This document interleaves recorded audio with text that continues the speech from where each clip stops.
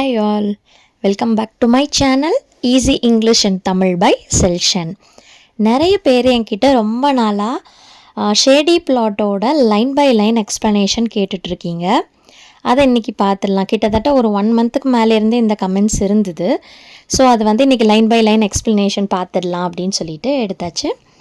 So இதை ஃபுல்லாக என்னால் கவர் பண்ண முடியாது, ஏன்னா நமக்கு பேஜஸ் நிறைய இருக்குது. ஸோ எவ்வளோ பார்ட்ஸாக என்னால் முடியுமோ அவ்வளோ பார்ட்ஸாக தரேன். உங்களோட டெக்ஸ்ட் புக் எடுத்து வச்சுக்கோங்க, வேணும்னா ஒரு பென்சிலும் எடுத்து கையில் வச்சுக்கோங்க, மார்க் பண்ணி ஆன்சர்ஸ் எல்லாம், அந்த இம்பார்ட்டண்ட் பாயிண்ட்ஸ் அதெல்லாம் நோட் பண்ணுறதுக்கு. இந்த ஸ்டோரி வந்து ஜான் ஹேலாக் அப்படிங்கிற ஒரு ரைட்டர் எழுதுகிற மாதிரி எல்சி ப்ரவுன் எழுதியிருக்காரு. ஸோ ஃபர்ஸ்ட் எடுத்தோன்னே பார்த்தீங்கன்னா இது ஒரு செல்ஃப் நரேட்டிவ் மாதிரி தான் இருக்கும். ஃபர்ஸ்ட் லைன் வந்து, so I sat down to write a ghost story, Jenkins was responsible. இங்கே ஜான் ஹேலாக் வந்து ஒரு கோஸ்ட் ஸ்டோரி எழுதுறதுக்காக உக்காந்துட்டாரு. இதுக்கு முழுக்க முழுக்க காரணம் யார் அப்படின்னு சொல்கிறாரு அப்படின்னா ஜென்கின்ஸ் தான். தேர்ட் ஒன் பாருங்க, Hallock, he had said to me, give us another on the supernatural time this time. Something to give them the horrors, that's what the public wants, and your ghosts are live propositions. இப்போ இங்கே என்ன சொல்கிறாரு அப்படின்னா, Jenkins வந்து இவரை கூப்பிட்டு இந்த மாதிரி சொன்னாராம், Hallock, இன்னொன்று வந்து எனக்கு ஸ்டோரி ஒன்று கொடுங்க, சூப்பர் நேச்சுரலாக இந்த தடவை கொடுங்க, அது வந்து கொஞ்சம் ஹாரராகவும் இருக்கணும், ஏன்னா இப்போ பப்ளிக்கு வந்து கோஸ்ட் ஸ்டோரிஸ் தான் ரொம்ப பிடிக்குது அப்படிங்கிறாரு. ஏன்னா அவர் கொஞ்சம் ரியலாக எழுதுறாரு, அவரோட கதை வந்து மக்களுக்கு ரொம்ப பிடிச்சிருக்கு அப்படின்னு இன்சிஸ்ட் பண்ணுறாரு. ஃபோர்த் லைனில் என்ன சொல்கிறாரு அப்படின்னு பார்த்தீங்க அப்படின்னா, well I was in no position to contradict Jenkins for as said his magazine had been the only one to print my stuff. So I had said precisely in the deepest voice I was capable of and had gone out. இவர் என்ன சொல்ல வராரு அப்படின்னா, இவரால் ஜென்கின்ஸை எதிர்க்க முடியாது. ஏன் அப்படின்னு பார்த்தீங்கன்னா, அவர் மட்டும்தான் அவரோட மேகசீனில் ஜான் ஹேலாக்கோட கதை எல்லாமே பிரிண்ட் பண்ணுறாரு. ஸோ இவர் வந்து ஓகே அப்படின்னு அக்செப்ட் பண்ணிக்கிறாரு, சொல்லிட்டு வெளியில் வந்துடுறாரு. இது பழசை இப்போ உட்காந்து ஸ்டோரி எழுத போகும்போது இதை நினச்சி பார்க்குறாரு. நெக்ஸ்ட்டு ஃபிஃப்த்து பாருங்கள், I hadn't the shade of an idea, but at the time that didn't worry me in the least. You see, I had often been like that before, and in the end things had always come my way. I didn't in the least know how or why. இங்கே என்ன சொல்கிறாரு அப்படின்னா, அவர் வந்து இப்படி story எழுத உட்காரார் இல்லையா, அப்போ அவருக்கு கொஞ்சம் கூட ஐடியாவே இல்லையா எப்படி வந்து நம்ம எழுத போகிறோம் அப்படிங்கிற மாதிரிலாம் இல்லை. பட் ஆனால் கடைசியில் பார்த்தீங்க அப்படின்னா அவரோட ஸ்டோரி ரொம்ப அழகாக வந்துடுது.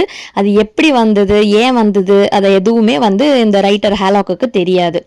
It had all been rather mysterious. அவர் என்னங்கிறாரு, அதெல்லாம் ஒரு மர்மமான முறையில் தான் ஆன்சர்ஸ் வருது அப்படிங்கிறாரு. Next, you understand I don't specialise in ghost stories, but more or less they seemed to specialise in me. என்ன சொல்கிறாரு அப்படின்னா, அவர் ஒன்றும் ரொம்ப எக்ஸ்பர்ட்லாம் கிடையாது கோஸ்ட் ஸ்டோரிஸ் எழுதுறதுல, பட் கோஸ்ட் வந்து என்ன பார்த்தீங்க அப்படின்னா அது வந்து ரொம்ப ஸ்பெஷலைஸ் பண்ணி எப்படியோ என்ன எழுத வைக்குது அப்படிங்கிறாரு. A ghost story had been the first fiction I had written. அவர் முதல்ல எழுதினதே பார்த்தீங்க அப்படின்னா ஒரு கோஸ்டோட ஸ்டோரி தான். Curious how that idea for a plot had come to me out of nowhere after I had chased inspiration in vain for months. இவர் என்ன சொல்கிறாரு அப்படின்னா, first எழுதினது அதுதானையா, அந்த பிளாட் அவருக்கு எப்படி வந்ததுங்கிற ஐடியாவே சுத்தமாக இல்லையா. கிட்டத்தட்ட 1 மாதமாக உட்காந்து அவர் ட்ரை பண்ணுறாராம், எப்படி இந்த பிளாட் நமக்கு வந்தது ஐடியா, எந்த இன்ஸ்பிரேஷனில் நம்ம இதை எழுதணும் அப்படின்னு சொல்லி தேடி இருக்கிறாரு. பட் இன் வெயின் அப்படின்னா அன்சக்ஸஸ்ஃபுல், அவரால் கண்டே பிடிக்க முடியல அப்படிங்கிறாரு. Even now whenever Jenkins wanted a ghost he called on me. இங்கே என்ன சொல்கிறாருன்னா, எப்போ பார்த்தாலும் வந்து ஜென்கின்ஸ்க்கு எப்போல்லாம் ஒரு கோஸ்ட் ஸ்டோரி தேவைப்படுதோ ஜான் ஹேலாக்கை தான் அவர் கூப்பிடுறாராம். And I had never found it healthy to contradict Jenkins.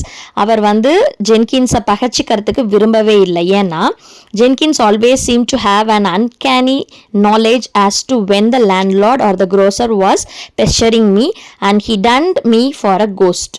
இவர் வந்து இங்கே அன்கேனின்னு சொல்கிறார் இல்லையா, அது என்னன்னு பார்த்தீங்கன்னா ஒரு ஸ்ட்ரேஞ்சான, ரொம்ப எக்ஸ்பிளைன் பண்ணுறதுக்கு கஷ்டப்பட்டமான ஒரு விஷயம். எப்படின்னு பார்த்தீங்கன்னா, எப்பப்பெல்லாம் வந்து லேண்ட்லார்ட்னா வீட்டு ஓனராக இருக்கலாம், அதுக்கப்புறம் கிராசர் காய்கறி கடைக்காரர், மளிகை கடைக்காரர், அவங்கெல்லாம் எப்பப்பெல்லாம் இவர்கிட்ட காசு வேணும் அப்படின்னு கேட்குறாங்களோ கரெக்டாக அந்த டைமாக பார்த்து ஜென்கின்ஸ் வந்து இவரை ஒரு ஸ்டோரி எழுத சொல்கிறாரு. ஸோ இப்போ ஸ்டோரி எழுதி அவர் அதை விற்றாருன்னா அவருக்கு கண்டிப்பாக காசு வரும். ஸோ அதை வச்சு இந்த ப்ராப்ளம் எல்லாம் சால்வ் பண்ணிடுவார்.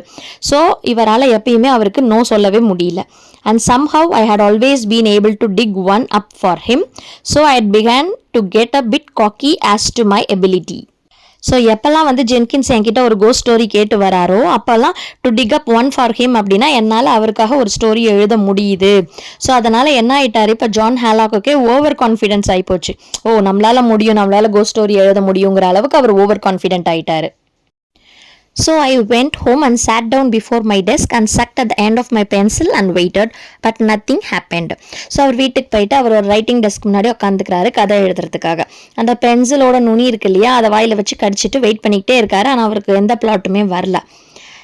Pretty soon my mind began to wander off on the things decidedly unghostly and material things, such as my wife's shopping and how on earth I was going to cure her of her alarming tendency to take every new fad that came along and work it to death. அவருக்கு கதை எழுதுறதுக்கு இந்த points எல்லாம் வரல இல்லையா, டக்குன்னு வந்து அவரோட மைண்ட் என்ன ஆக ஆரம்பிச்சிருச்சு அப்படின்னா லிங்கர் ஆஃப் ஆக ஆரம்பிச்சிருச்சு, அங்கேயும் இங்கேயும் நினைக்க ஆரம்பிச்சிருச்சு.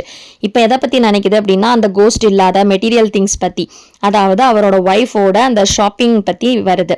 இங்கே வந்து நியூ ஃபேடுன்னு கொடுத்துருக்காங்க இல்லையா, அது என்ன அப்படின்னு பார்த்தீங்கன்னா ஒரு நியூ ப்ராக்டிஸ் இல்லைன்னா ஒரு இன்ட்ரெஸ்ட், குரூப் ஆஃப் பீப்புள் எல்லாம் சேர்ந்து ஒரு இதை பண்ணுற மாதிரி. அது கொஞ்ச நாள் தான் இருக்கும், அதுக்கப்புறம் போயிடும். இப்போ வந்து லவின்யாவுக்கு வந்து என்ன தோணுது அப்படின்னா இந்த மாதிரி போய் ஷாப்பிங் பண்ணணும் அப்படிங்கிறது தான் அவங்களுக்கு வந்திருக்க புது இன்ட்ரெஸ்ட். அதை எப்படி தான் அவங்க கிட்டேருந்து எடுக்கிறதுன்னு எனக்கு தெரியலையே அப்படின்னு சொல்லி அவர் யோசிச்சுட்டு இருக்காரு. But I realise that would never get me any places, so I went back to staring at the ceiling. So இது எப்படி ஹெல்ப் பண்ண போகிறது இல்லை அப்படின்னு சொல்லிட்டு அப்படியே மேலே சீலிங்கை பார்த்துக்கிட்டே யோசிச்சுட்டு இருக்காரு பயங்கரமாக. இப்போ 7th ஒன் போயிடலாம். This writing business is delightful isn't it? I said sarcastically at last, out loud too. You see, I had reached to the stage of imbecility when I was talking to myself. இந்த writing business ரொம்ப என்ன சொல்கிறது என்ஜாயபிளாக இருக்குது இல்லை அப்படின்னு சொல்லிட்டு ஒரு மாதிரி நக்கலாக சொல்லிட்டு சத்தமாக சொல்ல ஆரம்பிச்சிட்டான் கடைசியில் ஜான் ஹேலாக். நீங்கள் பாருங்கள் என்ன ஆயிடுச்சு அப்படின்னா இம்பெசிலிட்டி அப்படிங்கிறது வந்து ஸ்டூபிடிட்டி, அதாவது ஸ்டூபிட்ஸ் தான் தனியாக பேசுவாங்க அப்படிங்கிற மீனிங்கில் அவர் சொல்லியிருக்காரு. இப்போல்லாம் நான் எனக்குள்ளேயே பேச ஆரம்பிச்சுக்கிட்டேனே அப்படின்னு சொல்கிறாரு. அப்போ 8th ஒன் பாருங்கள். As said a voice at the other end of the room, I should say it is. பின்னாடி பார்த்தீங்க அப்படின்னா ஒரு வாய்ஸ் வர ஆரம்பிச்சிருச்சு. எஸ் ஆமாம் அப்படின்னு சொல்லிட்டு அந்த ரூமோட எண்டிலேருந்து கேட்குது. நான் சொல்லணும் அதுதான் உண்மை, ரைட்டிங் பிஸ்னஸ் வந்து ரொம்ப என்ஜாயபிள் தான் அப்படின்னு ஒரு வாய்ஸ் மட்டும் கேட்குது அவருக்கு. பசங்களா நான் ஒரு பேஜ் தான் எக்ஸ்பிளைன் பண்ணியிருக்கேன் லைன் பை லைன், இதுவே கொஞ்சம் லெங்க்த்தியாக போயிடுச்சு. ஸோ இப்படி லைன் பை லைன் படிச்சுட்டு நான் எக்ஸ்பிளைன் பண்ணுமா இல்லை ஜஸ்ட் அந்த லைனை சொல்லி மட்டும் எக்ஸ்பிளைன் பண்ணால் போதுமா அப்படின்னு சொல்லி காமெண்ட் செக்ஷனில் சொல்லுங்கள். அப்போ தான் எனக்கு வந்து நெக்ஸ்ட் வீடியோ போடுறதுக்கு ரொம்ப யூஸ்ஃபுல்லாக இருக்கும். ஸோ இந்த வீடியோ வந்து உங்கள் ஃப்ரெண்ட்ஸ்க்கு இல்லைனா நீங்கள் பெரியவங்களாக இருந்தீங்க அப்படின்னா 10th படிக்கிற பசங்களுக்கு யாருக்காவது பார்த்தீங்க அப்படின்னா ஷேர் பண்ணுங்கள். தேங்க்ஸ் ஃபார் வாட்சிங். பாய்.